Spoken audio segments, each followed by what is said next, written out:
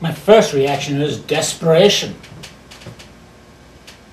because what I wanted to do was write about all my insights and discoveries over the years about this person of Jesus of Nazareth. To me, as I had studied, he had become more and more of a real person, and I experienced and felt his presence so much, but also his wisdom and his insights and so on. It was a wonderful journey, and I wanted to express this, and I thought, oh, a theological book on this story. Then I realized you wouldn't read it.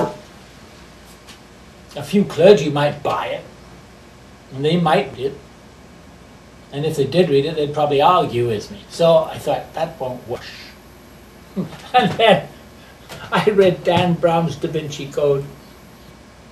It was a great story, and it kept me entranced by his story.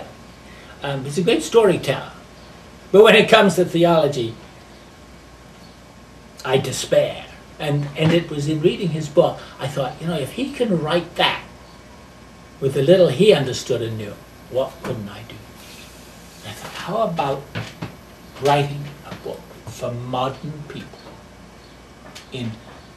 so that people could understand what it was the people around Jesus experienced?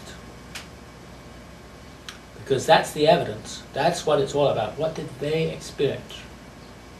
And of course, his teaching and so on, in the parables especially, is all there in the Gospels.